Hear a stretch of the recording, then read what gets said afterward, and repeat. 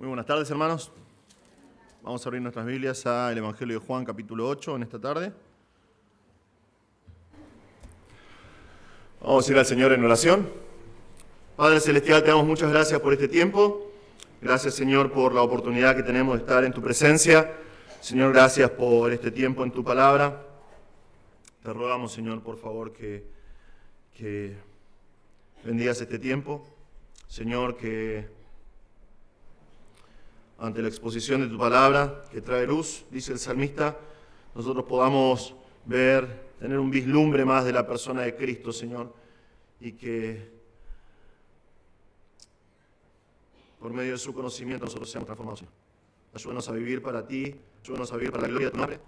Te rogamos, Señor, por favor, que Padre Celestial, pedimos estas cosas en el nombre de Jesús. Amén. Bien, Juan 8. La historia de la humanidad está, y en especial la historia moderna, está llena de promesas incumplidas.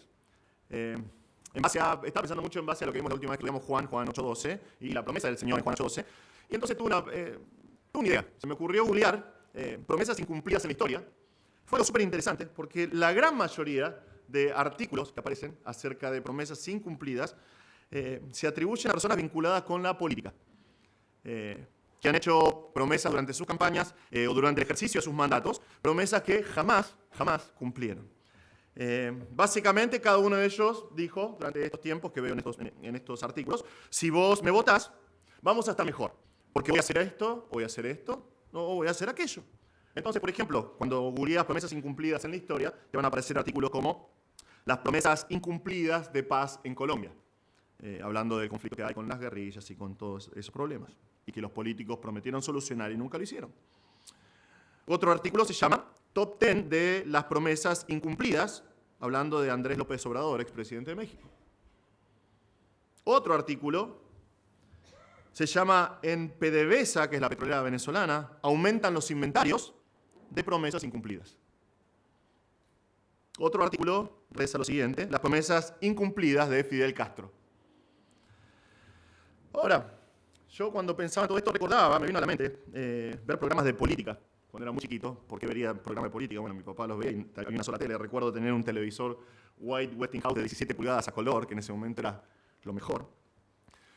Y recuerdo ver en ese televisor a un efusivo candidato a presidente y después presidente hacer promesas, realmente las promesas más impresionantes jamás escuchadas en la historia de nuestro país. Por ejemplo, hablando del saneamiento del riachuelo, prometió esto. En 1995, imagínate esto, algunos de ustedes ni estaban en 1995. En 1995 vamos a ir allí a pasear en barco, a tomar mate, a bañarnos y a pescar. En su campaña de reelección dijo: para la mitad de mi próximo mandato venceremos al desempleo.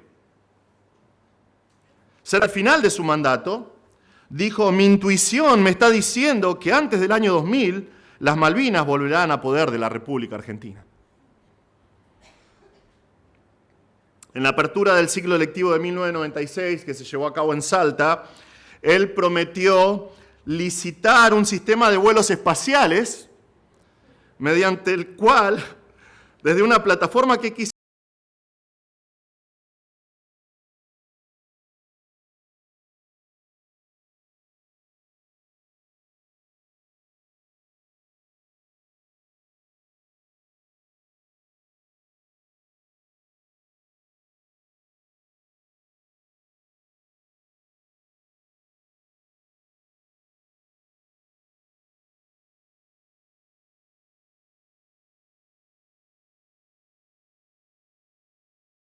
ya se instala en la provincia de Córdoba, en naves espaciales, con todas las seguridades habidas y por haber, van a salir de la atmósfera, se van a remontar a la estratosfera y desde ahí elegir el lugar a donde quieran ir, de tal forma que en 1 hora y media podremos estar desde Argentina, en Japón, Corea o en cualquier parte del mundo.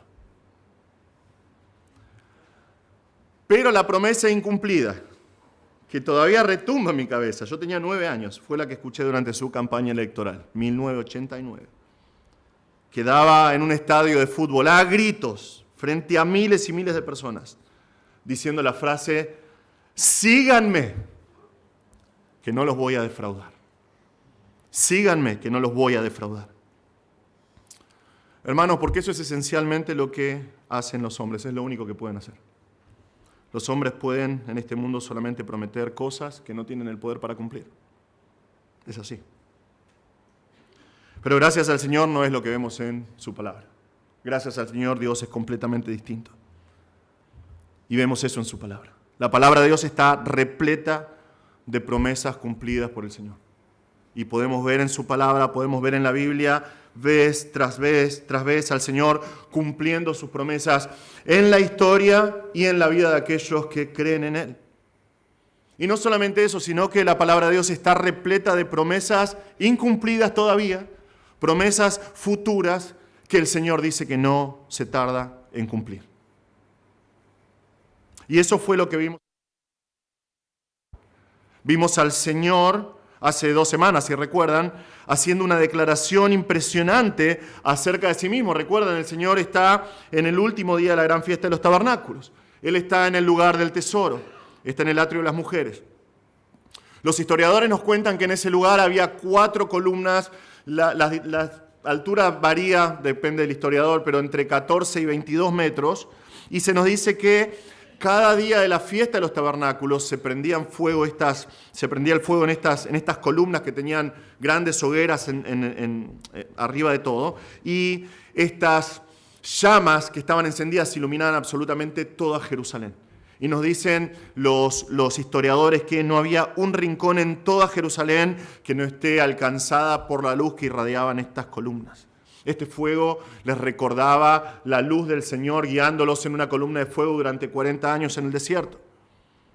Ahora, algo súper interesante que descubrí esta semana, pero que estudié y me cercioré que fuera así, pero que le da muchísimo sentido a nuestro pasaje, es que según la gran mayoría de los eruditos, el último día de la fiesta en el que estamos, el más grande, estas columnas no se encendían, estaban apagadas.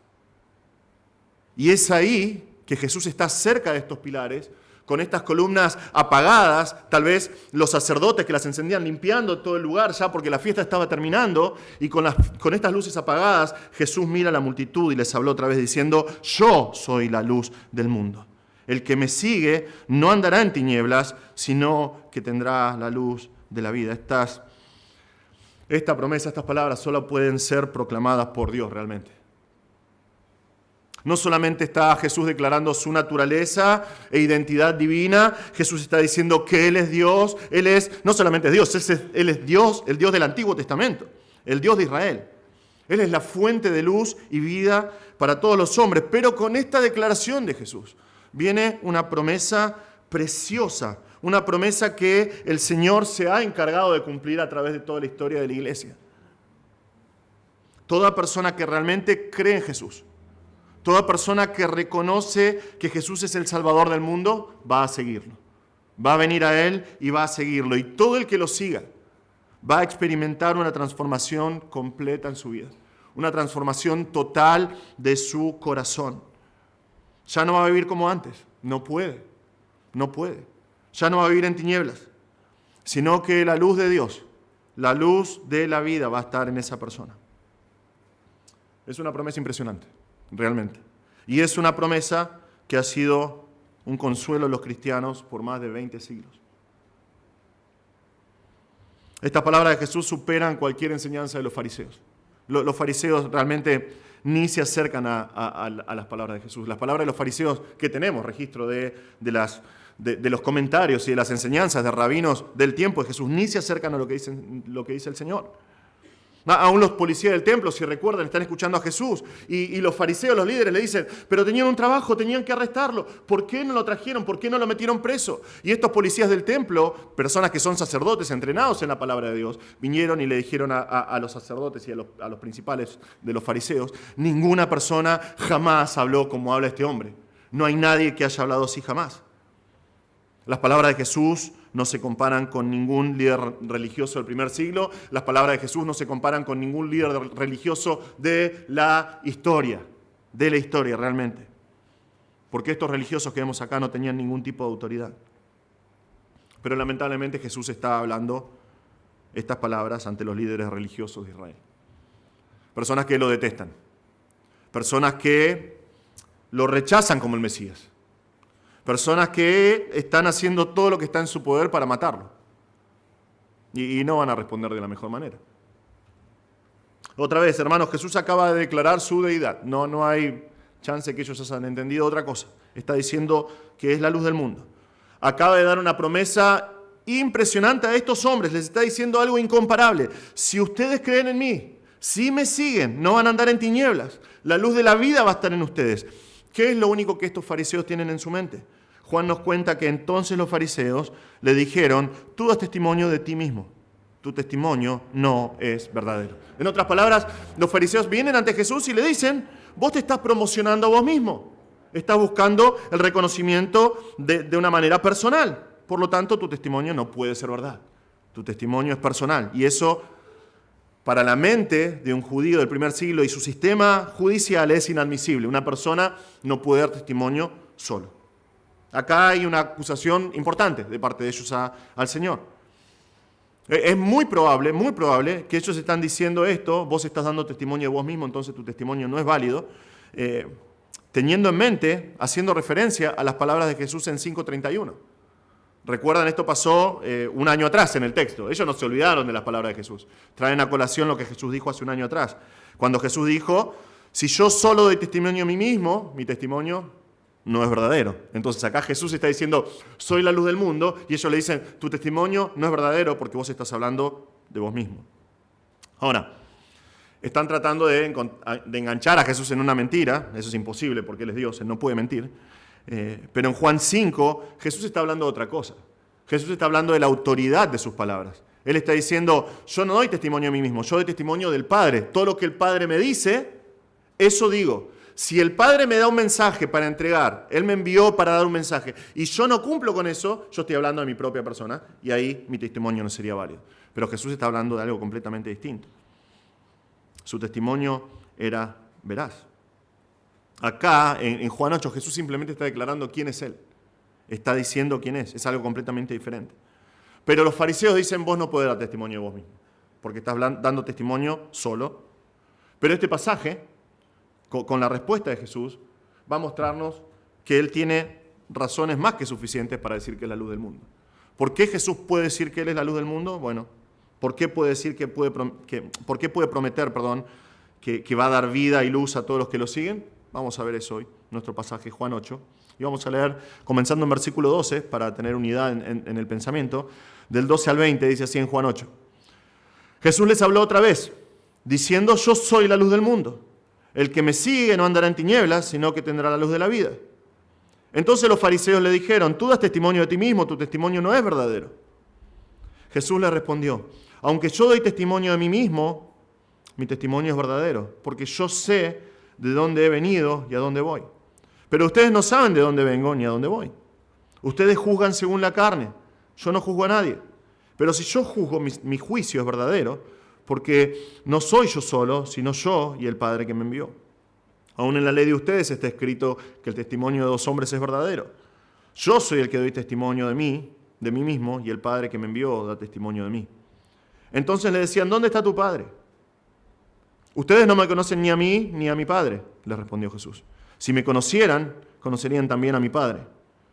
Estas palabras las pronunció en el lugar del tesoro, cuando enseñaba en el templo, y nadie lo prendió porque todavía no había llegado su hora. Nosotros vamos a ver en nuestro pasaje de hoy 3 razones por las que Jesús puede testificar que es la luz del mundo. 3 razones por las que Jesús puede testificar que es la luz del mundo. La primera razón que vemos acá es porque su identidad es verdadera. Su identidad es verdadera. Versículo 14 vemos eso. Jesús puede decir: yo soy la luz del mundo, porque Él sabe quién es. Es interesante ver acá, y es interesante realmente el corazón de la incredulidad. Ver el corazón de una persona que ya ha decidido no creer. Una persona puede tener todas las pruebas frente a sus ojos y aún así no creer. Y es lo que pasó con estos hombres. Jesús una y otra vez les dice claramente quién es Él. Vamos a ver en Juan un montón. Recién estamos viendo la segunda declaración de Jesús: yo soy, que implica que Él es Dios. Son 7 en realidad que vamos a ver, pero el Evangelio de Juan realmente tiene un montón, de como vemos acá, por ejemplo, en versículos 15, 16, que Él dice yo soy. Un montón de veces Él dice yo soy, y Él le dice claramente quién es. Vamos a ver más adelante, que Él le dice antes de que Abraham fuese, yo soy. El Señor dice claramente quién es, y no solamente lo dice, sino que Él apoya las declaraciones que hace con manifestaciones de poder, que demuestran que Él es quien dice ser. Lo hace una y otra vez, pero ellos simplemente dijeron, no, vos no podés ser el Mesías. En Juan 12:37 nos va a decir, pero aunque había hecho tantas señales delante de ellos, no creían en Él. Y realmente en este punto, si te pones a pensar así, Jesús no tendría necesidad de decir nada más. Ya está, no creen, no van a creer, pero no lo hace. Jesús sigue hablando. Y aunque ahora está dando testimonio del mismo, y Él lo reconoce, Él dice, aunque yo doy testimonio de mí mismo, no lo está haciendo para promocionarse. No está buscando reconocimiento. Solamente está diciendo quién es Él. Y dice que su testimonio es verdadero. Él no está mintiendo. Y puede dar testimonio de sí mismo por 2 razones acá en versículo 14. Porque Jesús conoce su origen y porque conoce su destino. Vean sus palabras. Él dice, porque yo sé de dónde he venido y a dónde voy. Jesús sabe quién es. Él sabe claramente quién es. Cristo supo quién era en el testimonio que nos da Juan, para qué vino y hacia dónde iba. Ahora, esto es importantísimo, hermanos, de entender. Importantísimo porque Jesús, en este sentido, es inigualable, incomparable. No lo podés asociar con ningún tipo de líder religioso a lo largo de toda la historia. Hay varios Budas, ¿no? Pero el Buda original, Siddhartha Gautama, de la India al final de su vida, él dijo, yo nunca encontré la verdad. Sigan buscando la verdad porque yo no la encontré. ¿Te gustaría seguir un líder así? Mahoma, al comienzo de su ministerio, digamos, al comienzo de sus visiones, estaba aterrorizado. Si lees la historia, estaba aterrorizado. Porque las visiones que él tenía, aparentemente, lo tiraban al piso, lo hacían escupir espuma por la boca, y él estaba, pienso yo que tenía razón, que él estaba endemoniado. Y por medio de esas convulsiones venían las revelaciones de parte de Alá, supuestamente. Pero al principio él dijo, yo estoy endemoniado. Y podés estudiar en la historia líder tras líder religioso que no tienen ni idea de lo que están haciendo, no están seguros, y los que parecen estar seguros no están muy bien de su cabeza. Pero Jesús fue clarísimo. Él sabía de dónde había venido, Él sabía para qué había venido y Él sabía a dónde iba después de este mundo. Jesús fue clarísimo en proclamar su origen divino. Ya hablamos un poquito de esto en el último mensaje ahora, pero sus 7 declaraciones acá en Juan, de yo soy, estas exclusivas declaraciones, son seguidas de una característica que solamente le corresponde a Dios, que cumplen con algún atributo de Dios en el Antiguo Testamento, son prueba de que Jesús sabe de dónde viene. Estas declaraciones que hace Jesús lo llevan a ser acusado de blasfemo. Porque ya vimos una vez en Juan, pero 3 veces en Juan los fariseos entienden que Jesús está diciendo yo soy Dios. Y le dicen, te estás haciendo Dios, lo quieren matar porque seas igual a Dios. Jesús dejó bien en claro que Él proviene del cielo. Tenemos casi 30 veces en el Evangelio de Juan el concepto de el Padre me envió, el que me envió, el que me envió. 3 veces en el Evangelio de Juan vemos, que lo vimos hace un par de meses atrás, cuando Él dijo yo soy el pan de vida, yo soy el pan de vida, ¿qué hizo qué? Que descendió del cielo 3 veces. 2 veces en las próximas palabras que va a decir Jesús, Él dice yo soy de arriba, ustedes son de abajo, yo vengo de arriba. Jesús conoce claramente su origen. Él sabe quién es. Escuchen sus palabras en Juan 8, que vamos a ver en unas semanas. Él dice, Abraham, el padre de ustedes, se regocijó esperando ver mi día, y lo vio y se alegró. Por esto los judíos le dijeron, aún no tienes 50 años, ¿y has visto a Abraham?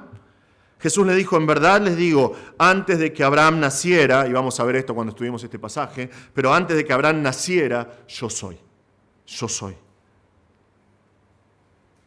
En Juan 13:13 Jesús dice, ustedes me llaman maestro y señor, y tienen razón, porque lo soy. Él sabe que Él es el maestro, Él sabe que Él es el Señor. Y Él no solamente sabe que es el enviado del Padre, que es el Hijo de Dios, que es el Dios encarnado, el Señor de este mundo, sino que Él conoce claramente su misión, la razón por la cual Él fue enviado por el Padre, algo que vamos a ver, algo que vemos en los sinópticos, claramente. Marcos 10:45, Él dijo, el Hijo del Hombre no vino para ser servido, sino para servir y dar su vida en rescate por muchos. Lo dijo abiertamente. Mateo 16:21. Desde entonces Jesucristo comenzó a declarar a sus discípulos que debía ir a Jerusalén y sufrir muchas cosas de parte de los ancianos, de los principales sacerdotes y de los escribas, y ser muerto y resucitar al tercer día. Es sorprendente. Es maravilloso. Jesús sabe claramente para qué vino y cómo se van a desenvolver las situaciones durante sus últimos días en la tierra. Juan 3, 14 y 15, que estudiamos el año pasado. Y como Moisés levantó la serpiente en el desierto, así es necesario que sea levantado el Hijo del Hombre, para que todo aquel que cree tenga en él vida eterna. Jesús sabía su origen, pero él también sabía que vino a morir por nuestros pecados para después ser resucitado con poder. Y una vez resucitado, Jesús fue clarísimo en proclamar cuál era su destino. Y esto vamos a ver un montón, es algo que Juan desarrolla un montón más adelante en el Evangelio. Juan 13:1 nos dice, sabiendo Jesús que su hora había llegado para pasar de este mundo al Padre. Juan 14, 1 al 3, Jesús está hablando con sus discípulos y Él les dice, recuerdan, Él les promete, yo me voy a ir al Padre, pero voy a hacer en la casa de mi Padre un montón de moradas. Yo voy a ir, voy a preparar un lugar para ustedes, voy a venir, los voy a buscar y los voy a llevar conmigo. Él conoce su origen. Conoce su destino. 14, 28 y 29 de Juan, porque voy al Padre y se lo he dicho ahora antes de que suceda, para que cuando suceda, crean. Juan 16, 5, ahora voy al que me envió. Juan 17, 13, orando al Padre, la oración sacerdotal que Jesús hace por sus discípulos, Él le ora al Padre y dice, pero ahora voy a ti. Jesús claramente puede testificar de sí mismo. Él claramente puede decir que es la luz del mundo porque no es un hombre común y corriente. Él no es simplemente un profeta. No es un enviado de Dios como lo fueron Moisés o Elías. Él es el Señor. Él es el Señor que vino del cielo a morir por nosotros y luego de su sacrificio Él resucitó y ascendió a los cielos y en este mismo momento, mientras nosotros hablamos, está sentado en gloria a la diestra del Padre. Es por eso que Él puede declarar que es la luz del mundo, porque Él es Dios. Es por eso que Él puede prometer que toda persona que lo siga ya no va a andar en tinieblas. Es por eso que Él puede prometer luz y vida eterna a todos los que lo siguen, porque Él sabe quién es.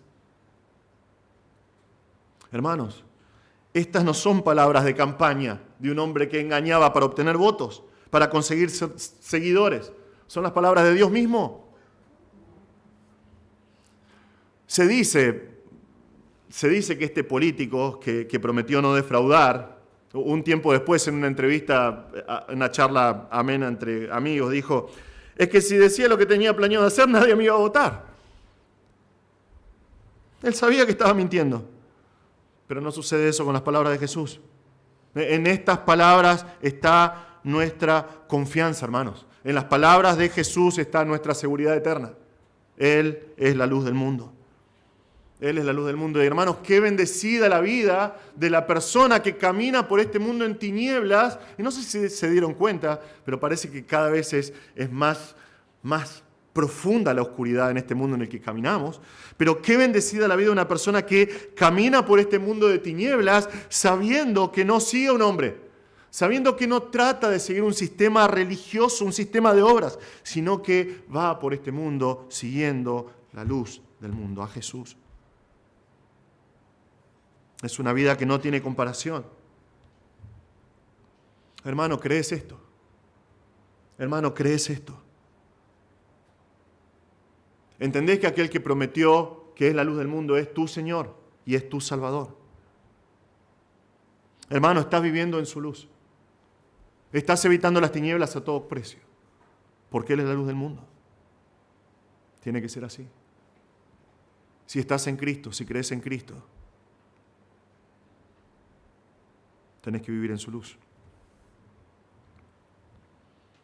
Si todavía estás acá y no creíste en Cristo, hoy es tu oportunidad.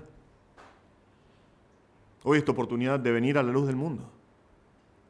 Tal vez estamos transmitiendo esto, tal vez estás viendo este mensaje y nunca pusiste tu confianza en Cristo. No sabes qué va a pasar si morís hoy. No tenés seguridad eterna.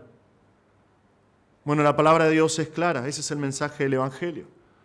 La razón por la cual vino Cristo es porque cada uno de nosotros nació muerto en delitos y pecados. Cada uno de nosotros, sin excepción, cada ser humano, ha nacido en pecado.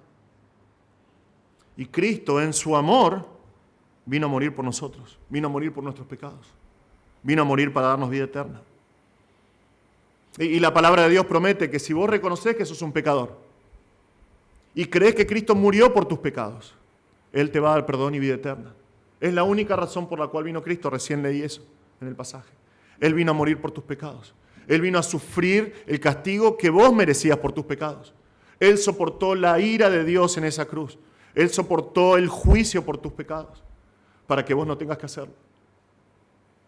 Y la palabra de Dios promete que si vos crees y reconoces que sos un pecador, te arrepentís de tus pecados y venís a Cristo, Él te va a dar perdón y vida eterna.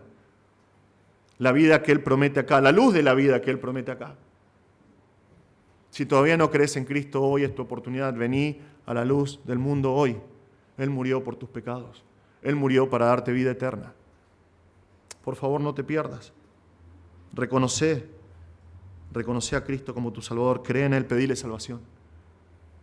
Y Él te va a salvar. Segunda razón que vemos en nuestro pasaje, hermanos. ¿Por qué Jesús puede decir que Él es la luz del mundo? Bueno, porque tiene los recursos legales. Y eso hace que su testimonio sea verdadero. Eso lo vemos en versículos 15 al 18.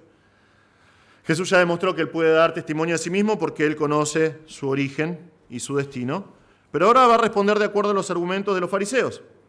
Entonces, lo primero que hace acá es demostrar la invalidez de sus juicios. Jesús les dice, ustedes juzgan según la carne. Y este verbo acá, juzgar, puede significar tanto juzgar como condenar. Se usa para los dos, es indistinto. Y muchos tratan de elegir el significado acá. Jesús está hablando de juzgar o está hablando de condenar. Creo que ambos están en vista acá, los dos. Porque ellos no eran objetivos en su juicio, primeramente. Ellos juzgaban según la carne. Ellos juzgaban según la naturaleza humana, según la vista. Cada vez que Pablo usa esta frase, según la carne, lo hace para apuntar a alguien que no está guiado por el Espíritu Santo. A una persona que está pensando las cosas en su propia naturaleza pecaminosa. Y es obvio que el juicio de estos hombres nunca va a ser objetivo. ¿Por qué? Porque está sujeto a sus corazones caídos, sus corazones religiosos, sus corazones orgullosos. Ellos juzgan a Jesús según la carne y dicen, no puede ser el Mesías. Juzgan a Jesús de una manera carnal, dicen, no puede ser el Mesías, pero también condenan a Jesús de esa manera, según la carne. Y dicen, este Galileo es digno de muerte. Pero Jesús no es así. Jesús dice acá, yo no juzgo a nadie. Y eso es lo que sucedió en su primera venida.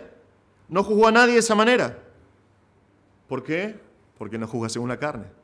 Porque Él ve lo que hay en el corazón del hombre. No hay nada que se oculte de Jesús. Él ve lo que hay en el corazón del hombre. Y es la explicación a su vida y su ministerio. Por ejemplo, cuando nosotros fuimos a Israel y hablábamos con nuestro guía, con Rubén, él hablaba acerca de los fariseos y él decía, fueron hombres santos, hombres que eran populares en el pueblo, hombres muy queridos, muy amados por el pueblo, eran hombres santos. Pero nosotros vemos otra cosa con el Señor, vemos otra cosa. Jesús ve a los fariseos y los enfrenta. Y recuerdan lo que dijo en Mateo, ¡ay de ustedes fariseos! ¡Ay de ustedes escribas y fariseos! ¿Y cómo los llama? Hipócritas, porque Él ve el corazón. Es la razón por la cual condena a los fariseos y es la razón por la cual la palabra de Dios nos dice que Él es amigo de pecadores. Porque Él ve lo que hay en el corazón. Él no juzga según la carne. Y tampoco vino a condenar. En su primera venida Él vino a salvar. Ahora, ¿Jesús tenía derecho de juzgar? Por supuesto, es más, Jesús lo va a hacer. Él va a venir a juzgar al mundo, Él va a venir a condenar a aquellos que no creen en Él. ¿Tenía derecho a juzgar? Por supuesto. No lo hace. Y ven acá la validez del juicio de Jesús. Él dice, pero si yo juzgo, mi juicio es verdadero. Otra vez, si Cristo llegara a juzgar a estos hombres y llegara a condenar a estos hombres, está haciendo lo correcto, porque su juicio es verdadero. Él es Dios, Él sabe lo que hay en el corazón del hombre, conoce todas sus obras, como leíamos hoy en el Salmo 119. Todos nuestros caminos están delante de Él. Él tiene la autoridad para juzgar y para condenar. Un día lo va a hacer, pero no ahora. Estos hombres dicen, vos das testimonio de vos mismo, estás solo, entonces no es válido. ¿Por qué? Porque en el sistema judicial judío que está basado en la ley, es necesario que haya por lo menos 2 testigos. Eso lo vemos en Deuteronomio 17:6, Deuteronomio 19:15. Necesitas 2 o 3 testigos para certificar la verdad. Y después los judíos tomaron esto no solamente para un juicio, sino que para cualquier tipo de decisión necesitaban 2 o 3 testigos. Y ahora Jesús dice, bueno, ¿quieren 2 o 3 testigos? Bueno, Jesús va a presentarlos. Vean las palabras de Jesús, porque no soy yo solo, sino yo y el Padre que me envió. Aún en la ley de ustedes está escrito que el testimonio de 2 hombres es verdadero. Es interesante, ¿no?, que Jesús dice acá, la ley de ustedes. Y parece como que está alejándose de ellos, alejándose de la ley, pero en realidad Él es el cumplimiento de la ley. Él vino a cumplir la ley, la vivió de manera perfecta. La ley apuntaba a Jesús. Y Jesús dice, ustedes, la ley de ustedes pide 2 testigos, y acá hay 2 testigos. Versículo 18. Yo soy el que doy testimonio a mí mismo, y el Padre que me envió da testimonio de mí. Ahora, por un lado ya vimos el testimonio de Jesús. Él dijo de sí mismo, yo soy el Hijo de Dios, yo soy el Mesías, yo soy el Hijo del Hombre. Pero Jesús no está solo, no está solo. La Escritura nos muestra que el Padre dio testimonio de Jesús una y otra vez. Y es triste pensar en esto, que Jesús está hablando enfrente de los líderes religiosos, la élite que son expertos en la palabra de Dios. Y ellos no se dan cuenta, ellos no ven el testimonio del Padre, ellos no escuchan el testimonio del Padre. Pero el Padre una y otra vez dio testimonio del Hijo. Dios le dio las Escrituras. Dios inspiró a hombres a través de la historia a escribir su palabra. Vimos en Juan 5 que el Señor los condena y les dice a los fariseos, ustedes escudriñan las Escrituras porque piensan que en ellas tienen vida eterna y encuentran la vida eterna y son ellas las que hablan de mí. Después en Juan 5 dice, si ustedes creyeran en las palabras de Moisés, creerían en mí porque Moisés escribió acerca de mí. En Lucas 24, cuando el Señor está con los 2 discípulos que están camino a Emaús, el Señor los reprende un poquito, no los reta, le dice, ustedes son tan cabeza duras. Y entonces dice, ¿cómo no se dan cuenta de lo que dicen las Escrituras? Y entonces, comenzando con la ley y los profetas y los libros poéticos, les explicó todo lo que las Escrituras decían acerca de Él. Porque el Padre dio testimonio de Cristo a través de toda su palabra en el Antiguo Testamento. Las Escrituras del Antiguo Testamento nos muestran acerca del Mesías, acerca de su vida, acerca de su obra. Y es hasta el día de hoy que los judíos están cegados. Pero, por ejemplo, la palabra de Dios es clarísima en decir que el Mesías tiene que morir, que el Mesías va a morir. Y ellos dicen, no puede ser el Mesías Jesús porque murió, y sí, el Mesías tenía que morir. Dio testimonio del Hijo, el Padre, por medio de las Escrituras. El Padre dio testimonio del Hijo por medio de Juan el Bautista. Lo vimos varias veces el año pasado en los primeros 3 capítulos de Juan. Juan el Bautista dijo claramente, no, yo no soy el Mesías. El que viene después de mí es más grande que yo porque es antes que yo. ¿Recuerdan? Es más, cuando Jesús andaba por ahí después de su bautismo, Él lo apuntó enfrente de varios testigos que después lo terminaron siguiendo, fueron sus discípulos, y Él dijo, ahí está. Ese es el Cordero de Dios que quita el pecado del mundo. Dios envió a Juan el Bautista para que audiblemente apunte a Jesús y diga, este es el Hijo de Dios. Dios dio testimonio de su Hijo por medio de sus milagros. En Juan 5, 16, pero el testimonio que yo tengo es mayor que el de Juan, dice Jesús, porque las obras que el Padre me ha dado a llevar a cabo. Las obras de Cristo son un testimonio de parte del Padre reconociendo a Jesús. Las obras que le dio a hacer, las obras que mandó a hacer a Cristo son un testimonio del Padre. Y nosotros hemos visto cosas milagrosas en Juan. Su primera señal en Juan 2, cuando transformó el agua en vino. Cuando sanó un paralítico que hace 38 años que estaba tirado. Vamos a ver en Juan 9 que Él sana a un ciego de nacimiento y le da la visión. Son testimonios de Dios diciendo: Jesús es mi Hijo. El Padre audiblemente declaró que Jesús es su Hijo. Lo hizo durante su bautismo. En Mateo 13, 16 y 17. Después de ser bautizado, Jesús salió del agua inmediatamente y los cielos se abrieron en ese momento y Él vio al Espíritu de Dios que descendía como una paloma y venía sobre Él. Y se oyó una voz de los cielos que decía: Este es mi Hijo amado en quien me he complacido. Dios audiblemente dio testimonio del Hijo. Esto pasó exactamente igual en la transfiguración de Jesús. Mateo 17 nos dice esto: 6 días después, Jesús tomó con Él a Pedro, a Jacobo y a Juan su hermano y los llevó aparte a un monte alto. Delante de ellos se transfiguró y su rostro resplandeció como el sol y sus vestiduras se volvieron blancas como la luz. En esto se le aparecieron Moisés y Elías hablando con Él. Entonces Pedro dijo a Jesús: Señor, bueno es que estemos aquí. Si quieres, haré aquí 3 enramadas, una para ti, otra para Moisés y otra para Elías. Está un poco loco Pedro acá, ¿no? Por todo esto. Mientras estaba aún hablando, una nube luminosa los cubrió y una voz salió de la nube diciendo: Este es mi Hijo amado en quien yo me he complacido, óiganlo a Él. Y más aún, Pedro, que más tarde relata este evento en 2 de Pedro 1:17, nos habla un testimonio final del Padre. Hay un testimonio final del Padre acerca de Jesús como su Hijo. En Hechos 2:32, en el día de Pentecostés, Pedro dice esto: a este Jesús resucitó Dios, de lo cual todos nosotros somos testigos. Y Pablo dice lo mismo, pero con mayor exactitud en Romanos 1:4, cuando dice que Jesús fue declarado Hijo de Dios con un acto de poder conforme al Espíritu de Santidad por la resurrección de entre los muertos. No es que por la resurrección Dios hizo a Jesús su Hijo, sino que la resurrección que absolutamente nadie pudo y puede refutar es el testimonio final del Padre diciendo: Jesús es mi Hijo, Él es el Señor, Él es el Salvador. Hermanos, esta verdad es un gran consuelo para el creyente.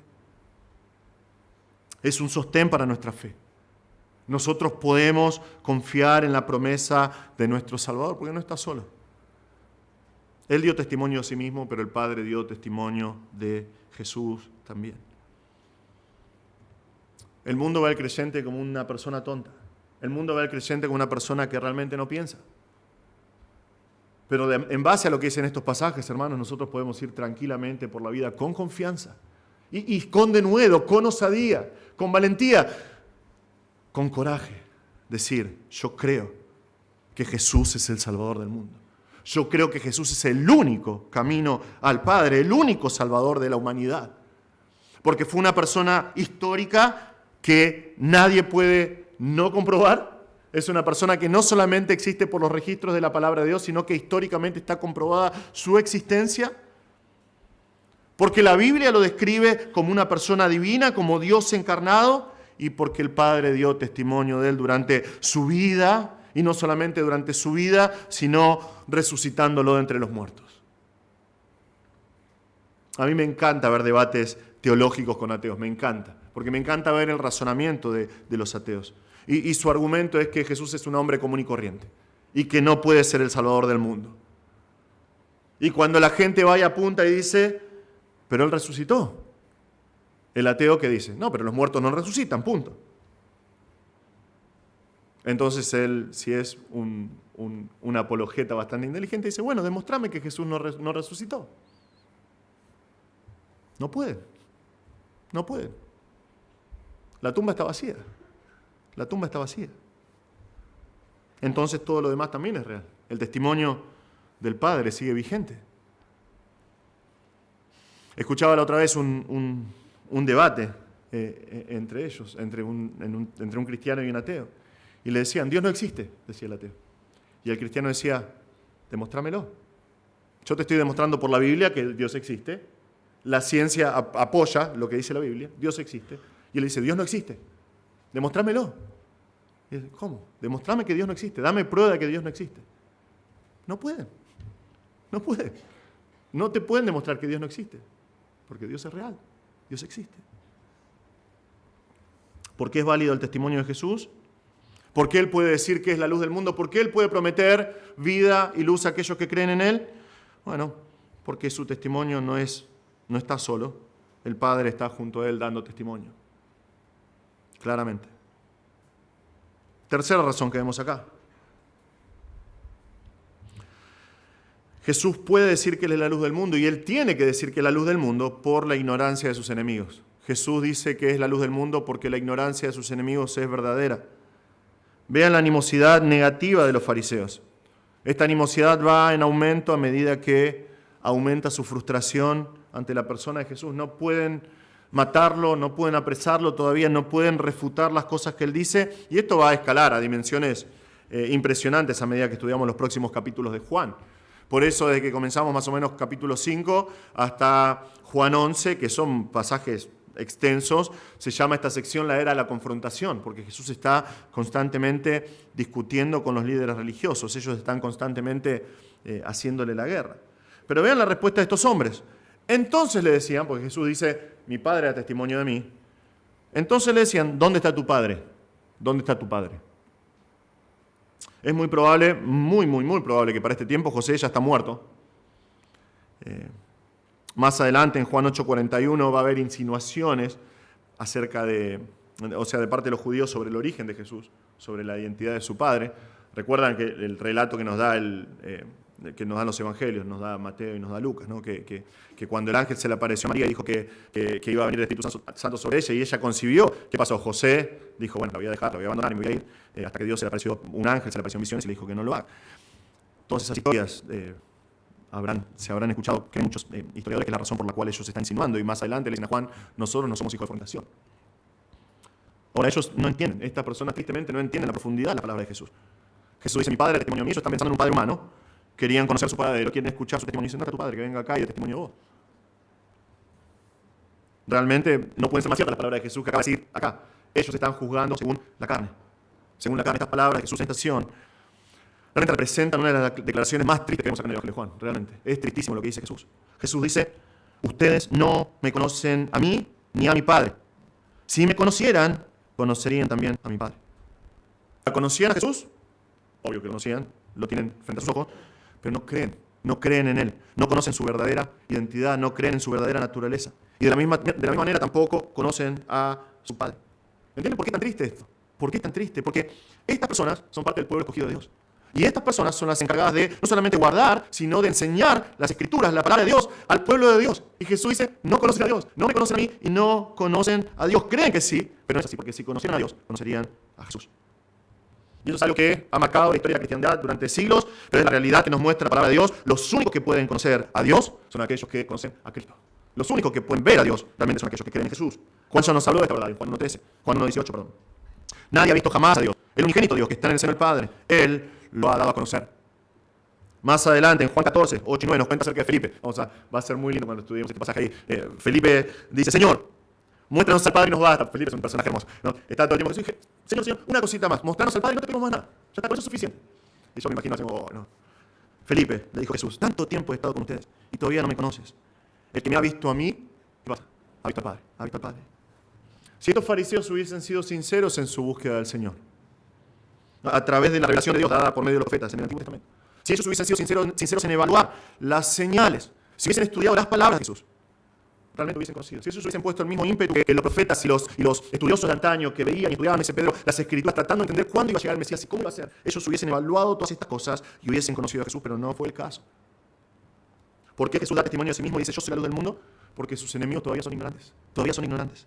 Ellos todavía están en la más completa oscuridad. Jesús no está tratando acá de ganar un debate teológico. Jesús está ofreciéndoles la luz de la vida a sus enemigos. Y muchas veces, sobre todo en iglesias como la nuestra, ¿no? nuestro concepto de la predestinación, nuestro conocimiento de la doctrina de la elección de Dios, nos ciega y nos impide ver la gracia de Dios acá. Y por ahí nosotros pensamos, bueno, ¿para qué les va a hablar si no creen? no deben ser elegidos, ¿no? Ya no hay que hablar más. No, es inútil que les hable, porque no son elegidos de Dios, seguramente es un error. Es un error. Ellos necesitan explicar quién es Jesús, porque todavía están perdidos. Todavía están perdidos. Están perdidos. Pero maravillosamente, hermano, maravillosamente. El libro de los Hechos nos muestra, más adelante nos dice en Hechos 6, por ejemplo, que muchos sacerdotes de Jerusalén, que seguramente escucharon a Jesús, vinieron a la fe. Más adelante, después de su muerte y su resurrección, pero vinieron a Jesús. En Hechos 15 nos muestra que un grupo de fariseos, muy posibles fariseos que estaban acá, estaban haciendo un poco de lío, en Hechos 15, pero nos dice que estos fariseos de Jerusalén creyeron y eran parte de la iglesia. ¿Por qué razón Jesús testifica de sí mismo? Porque sus enemigos todavía son ignorantes, todavía no lo conocen y tienen que saber que es la luz del mundo. Hermanos, nosotros acá traemos dos principios para nosotros. Dos principios. Por un lado, la necesidad de compartir el Evangelio, sin parar. Constantemente. Sin diluir el mensaje. Sin las concesiones. Y sobre todo, como vemos acá, sin mirar que son enemigos. Porque Cristo vino a morir por nosotros cuando nosotros éramos enemigos. Tenemos que compartir el Evangelio constantemente, hasta el fin, esperando en el Señor, porque es lo que hizo Cristo. Es nuestra responsabilidad. Es nuestra responsabilidad proclamar a Jesús como el del mundo. Pero, por un lado, y es importantísimo también otro principio que extraemos de acá, como pueblo de Dios necesitamos conocer a Dios. Es imperante. Porque este pasaje nos muestra que nosotros podemos ser llamados el pueblo de Dios y no conocer a Dios. Decir que nosotros somos guardianes de la Escritura y no tener ni idea de lo que dicen las Escrituras. Es muy posible. Es probable. Puede pasar. Nosotros como iglesia local, estamos a una generación de perder lo que tenemos hoy. Estamos a una generación de dejar de predicar la sana doctrina. Estamos a una generación de cambiar el mensaje del Evangelio. Es nuestra responsabilidad como pueblo de Dios conocer a Dios. Es nuestra responsabilidad primera. Por eso es absolutamente necesario desarrollar una vida espiritual activa. No es necesario tener grandes aspiraciones dentro de tu vida cristiana. El secreto de la vida cristiana es un grito en la Biblia. Es un secreto a voces dentro de la Escritura. Es fundamental la lectura y la meditación de la palabra de Dios. No solamente la lectura, sino la lectura y la meditación de la palabra de Dios.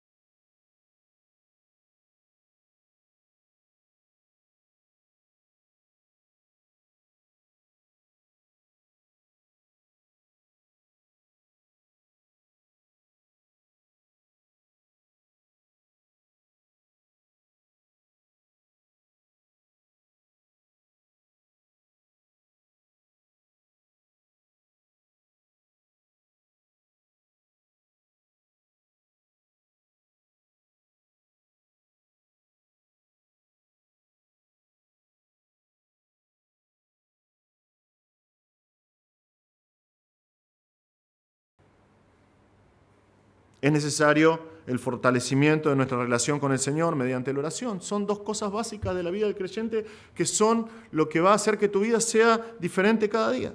Estudiar y meditar la palabra de Dios, leer lo que dice la Escritura y desarrollar, fortalecer tu vida de oración con el Señor.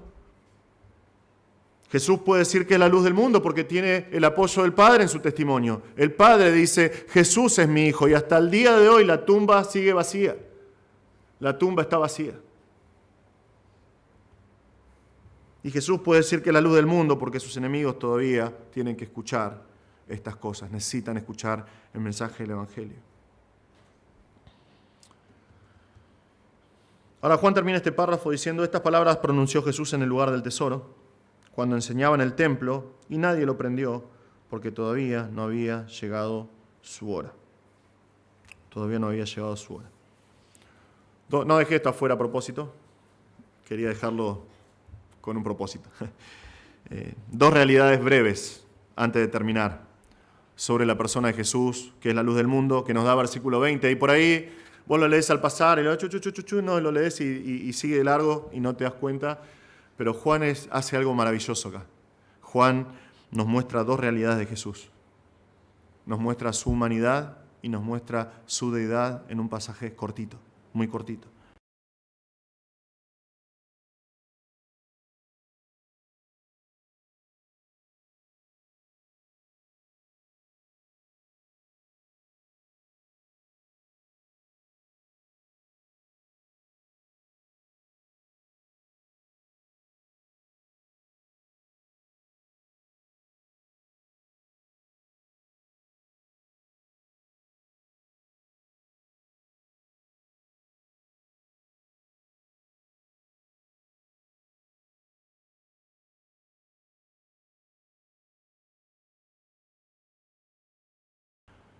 Juan nos dice, estas palabras las pronunció en el lugar del tesoro cuando enseñaba en el templo. Juan acá está describiendo un lugar histórico. Un lugar que ninguna persona puede decir que no existe. Este lugar es real. Y la persona que está enseñando en este lugar, Jesús, es real. Es alguien histórico. Esto no es un cuento de hadas. Esto no es un libro de fábulas. Esto es un registro histórico de la verdad de la vida de un hombre que es completamente hombre, Jesús de Nazaret, un hombre completamente real. Nadie puede refutar esa verdad. Hasta el día de hoy, testigo de primera mano, yo estuve en el Muro de los Lamentos. Es un lugar histórico. Yo estuve arriba también, estuvimos arriba, sobre la base del templo. Es un lugar histórico. Cualquier persona hoy puede googlear y ver que lo que está diciendo Juan es verdad. Jesús estaba enseñando en el templo, en el lugar del tesoro, en el atrio de las mujeres, porque fue un personaje histórico, fue un ser humano completo. Pero a la vez, es el Dios soberano de todo el universo.